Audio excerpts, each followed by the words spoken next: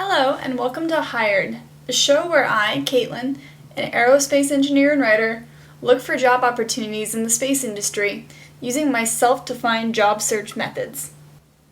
This is week 15 and 16 of Hired, also known as Counting the Seconds, and hopefully that title will go to explain why it's been a couple weeks since I posted a video.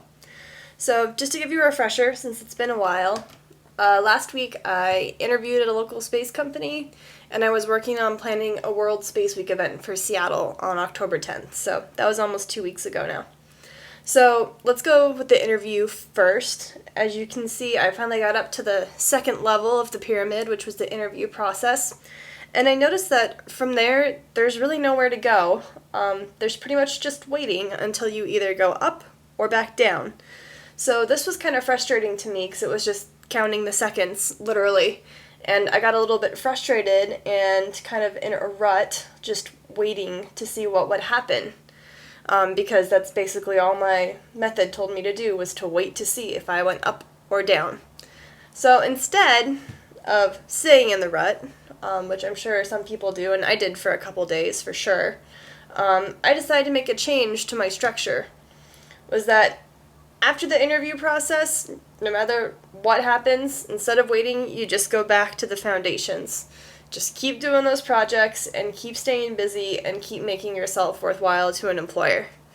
I think that's the best thing to do. So even though I did have a couple days in a rut, I did manage to do some projects. As you know, the World Space Week event was going on.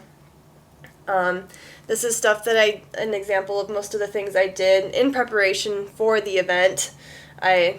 I learned a lot of new programs, I met a lot of great people, and it was a nice experience trying to get it ready. Unfortunately, at the last minute, I had to cancel it.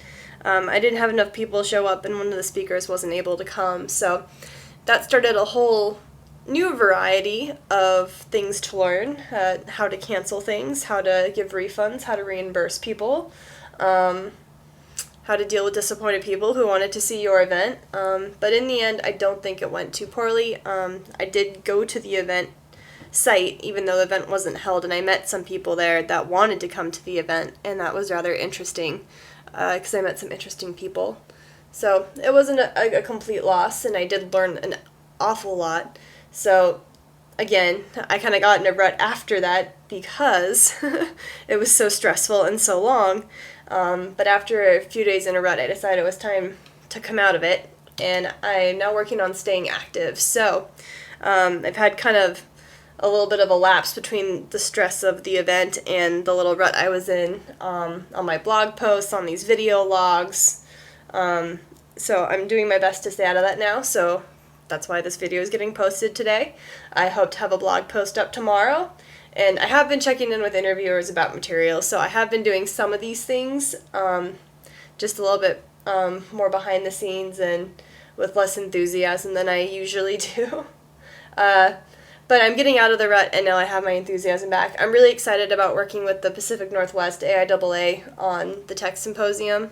So I'm planning another event, but this is kind of nice because I'm not the event planner. I'm not in charge. I've still been updating my Twitter feed and keeping up on space news, which is important for me since it's the space community I'm trying to join. So even if you are in a rut, I'd say, try to at least read the news in your area so you can at least know what's going on. It's the very least and the very minimal that I would recommend for you to do.